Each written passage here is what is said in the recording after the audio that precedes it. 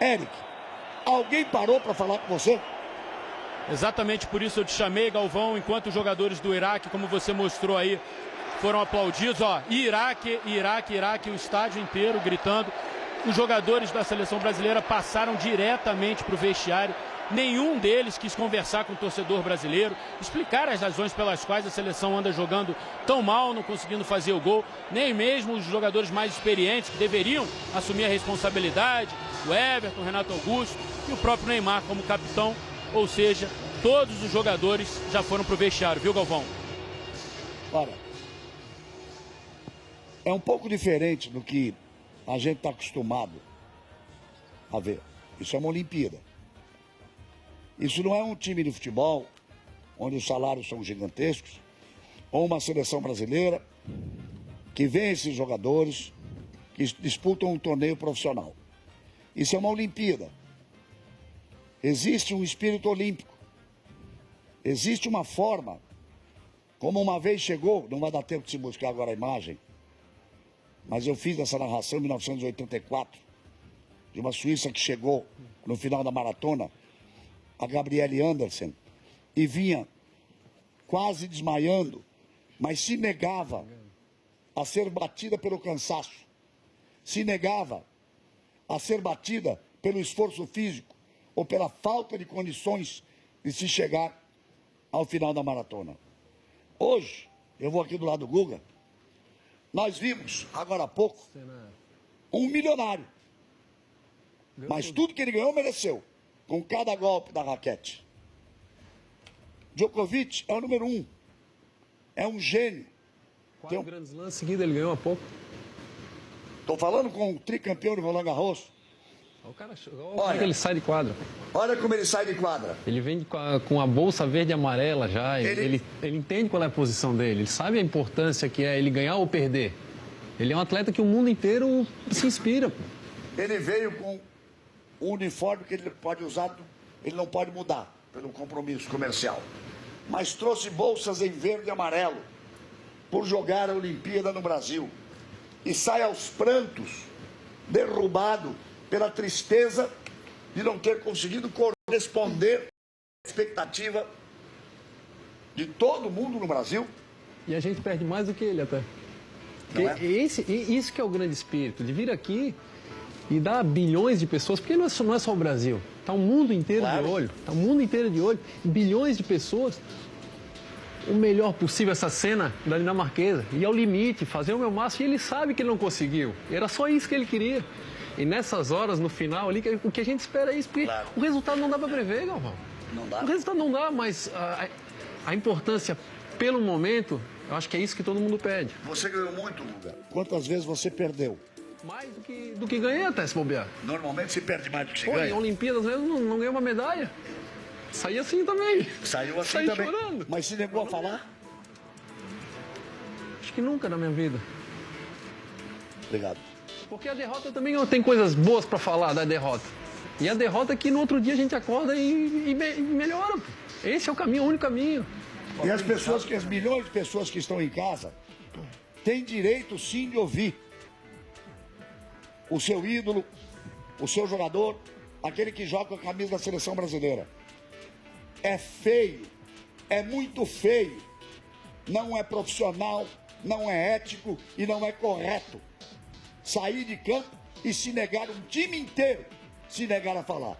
Ronaldo, casa. Eu acho que eles vão falar depois de tomar banho, esfriar Ronaldo, a cabeça. não tá certo. É um praxe que eles são jogadores jovens. Mas não tá certo. Eu vivi esse ambiente a minha vida toda, mas é um momento que eles vão se falar lá dentro. Esse é o momento da depois saída. do banho, normalmente alguém vai sair, vai tem que dar as caras e falar. Não, até porque é obrigado. Eu digo é nesse momento. Alguém tinha que assumir a posição de falar, casa. Eu acho que o Neymar tinha que ter assumido essa posição de falar. Ele é o capitão da seleção brasileira. Não acho que ele deveria ser, mas está sendo o capitão da seleção brasileira. Alguém tinha que dar uma resposta para o que está acontecendo. Alguém tinha que dar uma explicação. E a explicação não pode ser aquela que a maioria dos jogadores fala: eu não tenho nada para provar para ninguém. A gente tem sempre, todo dia, que provar alguma coisa para alguém. Principalmente no esporte. Todo dia tem um torcedor esperando que você faça alguma coisa de melhor. Então eles esperam, nós esperamos alguma coisa sempre de um esportista. E eles têm sim que provar alguma coisa para alguém todos os dias. E essa resposta é o que o jogador de futebol mais fala: eu não tenho nada para provar para ninguém. Isso é uma coisa, uma falta de respeito, principalmente numa Olimpíada no Brasil e principalmente pelo momento que o futebol brasileiro passa. O torcedor precisa e merece uma resposta. Eu entendo o que o Ronaldo disse. Eu entendo o que o Ronaldo disse. São opiniões diferentes. Eu penso dessa maneira. É um povo sofrido, né? Que se conforta tanto através do futebol, com as alegrias que o futebol dá, e já põe esse lado negativo, essa dificuldade que o futebol brasileiro está passando por anos no seu dia a dia. Já não tem nem mais alegria do futebol, porque a gente não consegue ver um jogo bonito, a gente não consegue ver um jogo bom. Eu não vejo diferença nenhuma desse jogo pro último, e nem para nenhum da Copa América. Também não. Mas viu, Ronaldo, eu não vejo ninguém dar um carrinho, alguém ficar bravo. Aquilo que o Cigano falou no outro dia aqui, chegar, gritar, xingar, cuspir o cara. Não, tu não vê ninguém reagindo. Custa chegar alguém no Eric e assim: desculpa, nosso time não conseguiu jogar bem, nós não estamos conseguindo jogar. Desculpa. Vale a pena, o torcedor brasileiro merece ouvir desculpa. Maestro Júnior, eu queria ouvir você. Não, eu volto com o mesmo. Eu estive aqui no Jornal da Globo logo após o jogo contra a África do Sul, e conversando com o William Vac e a Cris Dias aqui. Eu acho que nós depositamos, talvez até criamos uma ilusão em respeito a essa seleção brasileira. Em função dos nomes. Esperávamos isso. Exatamente. Né? E talvez nós não tivéssemos feito isso. Nós não deveríamos ter feito isso. Por quê? Esses caras treinaram somente 15 dias. Né? E talvez fosse melhor você fazer uma outra seleção, talvez até com menos estrelas. Né? Com jogadores que talvez tenham esse sentimento que o Guga falou, né? Que a gente viu o Djokovic, né? Que tem ali. Talvez eles não tenham a consciência disso, Galvão. Mas eu acho que são muito novos para que não tenham mais essa vontade. Eu não vejo falta de vontade, não. Empenho, a gente vê empenho. A gente vê empenho. Mas tem uma coisa, Galvão, eu acho que é empenho com egoísmo. Que é aquele egoísmo de ser o protagonista. Aí de vocês ser o podem melhor. falar melhor do que eu. Não, é lógico. Futebol, você ganha só quando você tem 11 caras e mais aqueles que estão do lado de fora ajudando para você. O jogo é coletivo. Você individualmente, você não ganha. Nem o maior que foi de todos os tempos, Pelé, ganhou sozinho. Ele sempre teve ajuda de grandes pessoas do lado dele, de grandes jogadores do lado dele. O que eu vejo, novamente foi repetido, foi um individualismo muito grande. Em situações que não precisa você fazer isso. Procura o jogo coletivo, faz alguma coisa dessa forma, para que você possa até dividir a responsabilidade. Né? E, logicamente, você sair sem dar uma resposta, eu acho que fica mais feio ainda. Alguém, todo time tem que ter um líder que fale. Nem que seja para dizer o que disse o Casa. Peço desculpas em nome do time porque não jogamos bem. Peço desculpas em nome do time porque não conseguimos. Porque, mais uma vez, frustramos o desejo do torcedor ou a expectativa do torcedor. É feia a atitude de ninguém falar. Agora alguém tem que cobrar. O que precisa saber é se quem tem a obrigação, o cargo para cobrar, tem a condição para cobrar. Eu estou falando isso há 2 anos. Os jogadores estão ali, né, Galvão? E o presidente deles é o cara que representa a seleção brasileira.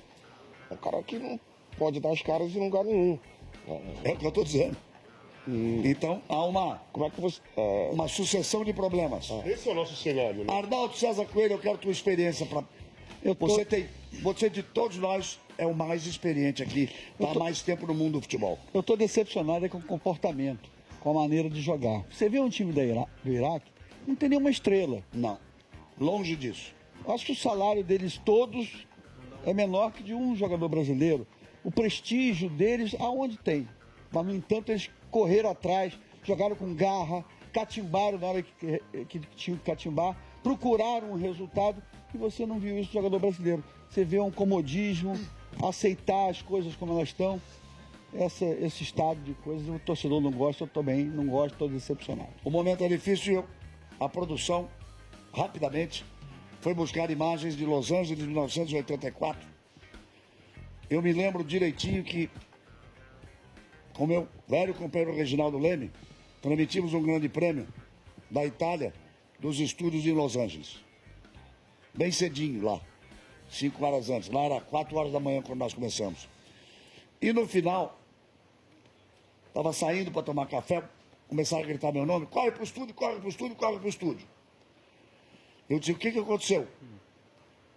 Tá chegando a maratona, a americana venceu. Mas tem uma cena impressionante. Você vai pro ar? Eu falei, me diz o nome dela e o país. É essa imagem aqui, ó. Aqui. Em 1984. Olha as pessoas aplaudindo. Olha a forma com que essa atleta chegou. Ela não aceitava ser batida pelo cansaço, pela exaustão. Independente do resultado. Independente. Né? A prova tinha terminado faz tempo. Mas ela não aceitava. Gabriele Anderson, da Suíça, entrou para a história. Entrou para a história nesse momento. Ela deu uma lição ao mundo de perseverança, do que é o espírito olímpico, de como se encara uma Olimpíada. Olha só.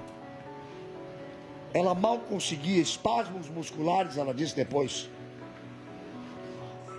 E ela não, olha, as pessoas, olha lá, não me atendam, não me atendam. E ela disse isso depois. Ela só aceitou ser amparada depois que completou a maratona. Então, o que significa isso? Bom, deixa eu falar. Fala você, Joaquim. Não, eu só queria falar, porque justamente eu queria lembrar do nosso querido Vanderlei, que acendeu a pira, que também teve uma situação muito parecida com a dessa Suíça. Que o rapaz interrompeu a corrida dele, ele foi até o fim. Ela era exaustão. Exato. Ele teve a corrida interrompida. Exato, mas assim, ele já não ia ganhar mais, mas mesmo assim ele entrou no estádio com um sorriso, com o braço aberto, voando. E o aviãozinho. Exatamente. Por isso que eu achei que a escolha dele foi tão relevante, foi tão bacana, porque é isso. E que é o máximo que a pessoa pode fazer. O que o atleta se propõe é isso, é fazer sempre o máximo. Por isso que às vezes a gente responde, no final é sempre aquela mesma resposta, eu dei meu melhor. Mas mas é isso que acontece. Ele dá o melhor e ganhar ou perder vai ser uma consequência. E eu discordo só um pouquinho assim, porque eu não acho que o atleta tem que ir lá e pedir desculpa. Eu acho que o suficiente é fazer tudo que ele pode, né? Fazer o máximo. Mas ele tem que admitir que não deu certo. Pô, errou. E que no outro dia vai acordar de manhã. E a primeira coisa que vai fazer é pensar como ser melhor para funcionar. Eu acho que esses garotos ainda são jovens, sim. Tem um problema sério de orientação. Porque, apesar de jovens, eles são exemplos para milhões de brasileiros. Então alguém tem que vir do lado desse pessoal e falar assim, pô, turma, presta atenção, porque aqui nós estamos levando um país inteiro, pô. Da importância da seleção brasileira. Pô, vocês estão se comunicando com as crianças que têm 4, 5, 6 anos, eles vão virar as costas para os pais? Vão virar as costas para os amigos? Agora eu não quero falar, vou embora. Um pouco de calma. Então acho que não tem que passar a responsabilidade para todos os garotos também, mas tem que dar um chacoalhão ali, porque até eu vejo que eu entro nesse mesmo distorção de parâmetro que vocês falaram do futebol brasileiro. Chegar à seleção sempre foi a consagração de qualquer jogador. Hoje, no meu ponto de vista, é o início de uma carreira. Ele tem que chegar lá e falar assim, pô, agora eu preciso ser melhor todos os dias. Cada vez eu tenho que caprichar mais. Antes, era alcançar o sucesso absoluto. Hoje, para chegar à seleção, pô, tem muitas outras seleções melhores que a nossa. Então, ali pode ser o começo de de uma carreira de sucesso. E isso, acho que está distorcido. Eu mesmo, como torcedor, falo 3-0, 4-0, empolgado, seleção brasileira. Que é o que se espera, né? Deixa eu ver o Serginho Madeiros ali. Eu acho que a palavra é comprometimento, Galvão. A gente não está vendo uma seleção comprometida, apesar do desequilíbrio emocional que é comum, porque é uma Olimpíada em casa, é um título que a gente não tem. Mas a gente não está vendo uma seleção comprometida, a gente não está... Eu confesso que eu vim aqui doido para ouvir você dizer que o jogo era teste para cardíaco. Não foi um jogo... Foi difícil de assistir. Mas é isso, acho que a gente está procurando uma seleção comprometida, uma seleção com vontade de ganhar. Isso que está faltando no Brasil. Schmutz. Samantha Schmutz. Fora aquele nome que você falou antes. Olha, é melhor... Sorri agora um pouquinho. É melhor que como Rogério eu me cale. Então... vocês estão aí com toda a experiência. Eu tô aqui realmente só pra trazer Sofreu? um pouquinho. Sofreu? Não muito, né? Porque achei que foi sem emoção esse... Só quando acabou a pipoca. É só quando acabou. Sofri quando acabou a pipoca. Muito bem. Então, vamos deixa eu me aproximar do telão de novo aqui, porque o final da cerimônia, que foi uma cerimônia que nos encantou a todos, encantou o mundo, como disse o Joaquim, com uma verba muito menor do que as anteriores, mas que passava uma mensagem muito importante, uma mensagem muito bonita, e traz um pouco de amor próprio no momento em que o brasileiro sofre muito com os problemas do país. Eu faço sempre questão de repetir. Nossa discussão aqui, a Olimpíada, o esporte, não vai resolver. Concordo até, aceito até opinião, mas não, apesar de não concordar com elas, de quem diz, não podia ter Olimpíada porque temos problemas sérios. Temos sim, temos problemas seríssimos. O esporte não vai resolver o problema da falta de hospitais, ou de escolas, ou de segurança, ou das lava-jatos do mundo e de tudo isso que acontece por aí.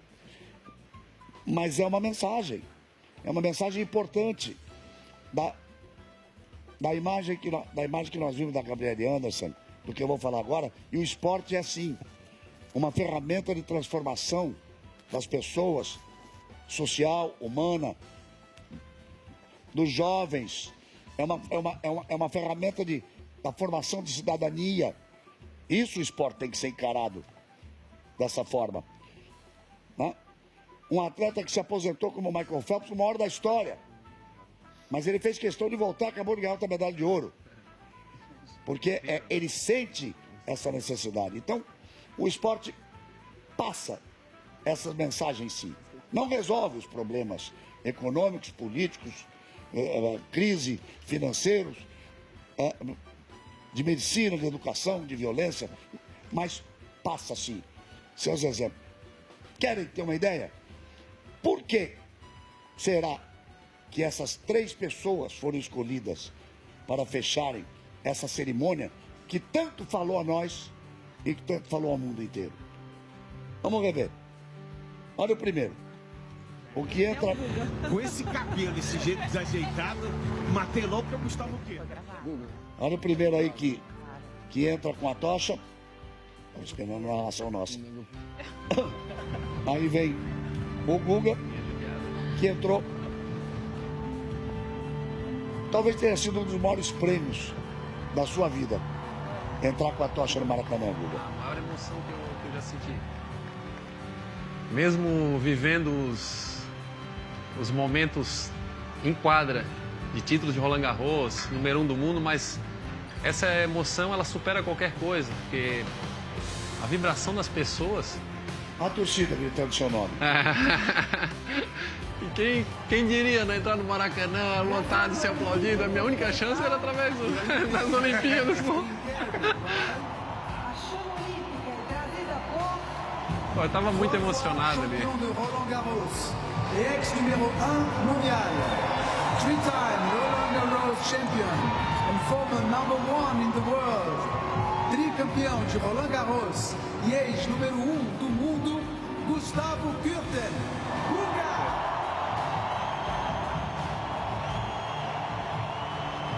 E aí ele vai entregar a tocha para uma rainha. Eu apontei para ela na frente. Para uma mulher que dedicou sua vida ao esporte. E que foi campeã do mundo, medalhista olímpica. Está no Hall da Fama nos Estados Unidos, na terra do basquete.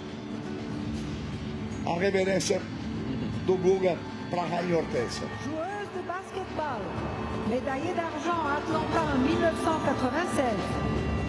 Eles fazem parte do nosso time de ouro porque nós queremos passar esse tipo de mensagem nessa Olimpíada. Medalhista de prata, Atlanta, 1996, Hortência Marcari. A rainha Hortência.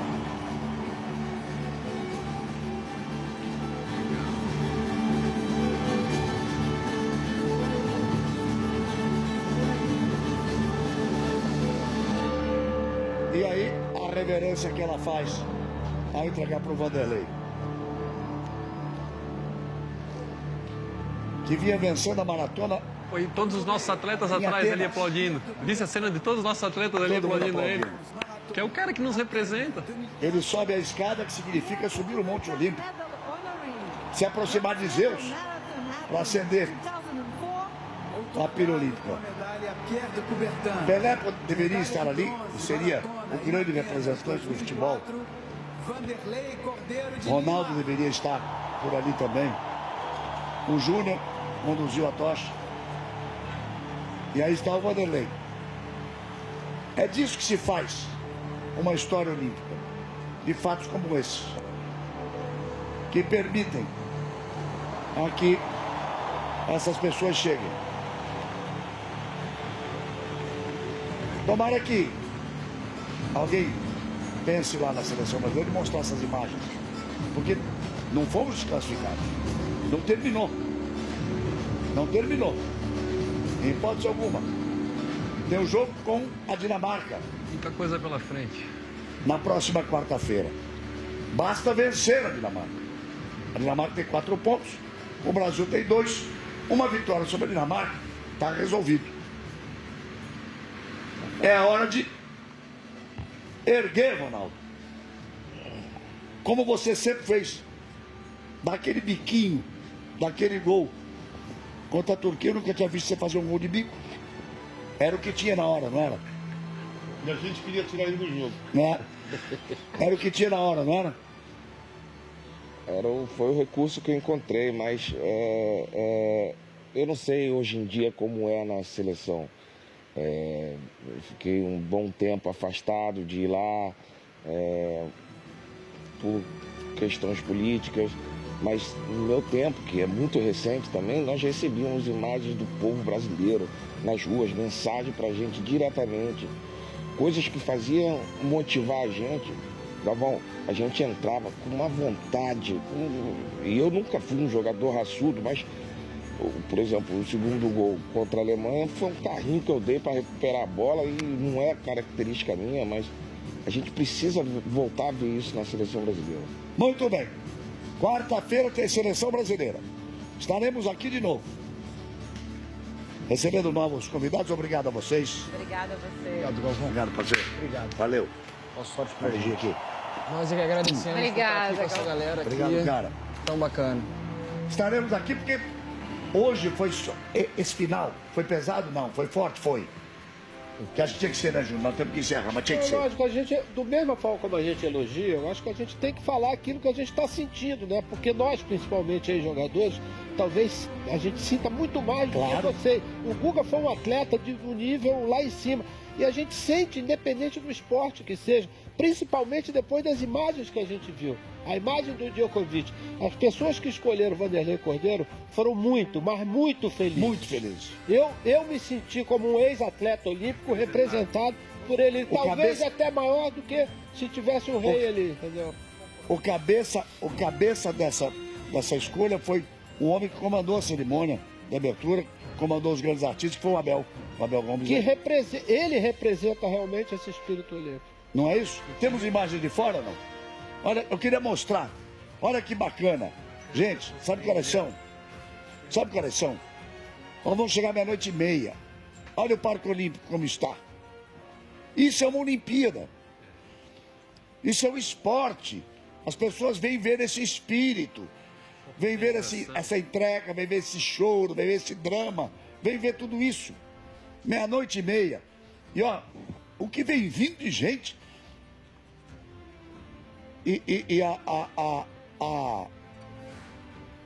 Eu tô segurando que a câmera tá dando uma pan ali, fazendo movimento, que vai buscar mais gente ainda. Que vem vindo muito mais gente. É o pessoal da natação, né? Estão vindo a natação. Olha, quarta-feira é para ganhar. Quarta-feira é para chegar contra a Dinamarca e é para ganhar. É para ir para cima. Tá? Às 10 da noite, para ir para cima e para ganhar. E não se pode dar as costas e negar uma palavra a tudo isso que nós mostramos aqui. Sabe? Nós apenas somos um veículo que leva a palavra de um atleta para todas essas pessoas que estão aqui e milhões que estão acompanhando o Brasil. Quarta-feira é pra ganhar. Agora vamos embora pra balada. Vamos embora pra balada, que tá na hora da balada. Aí um pouco. Vamos pra balada. Vem aí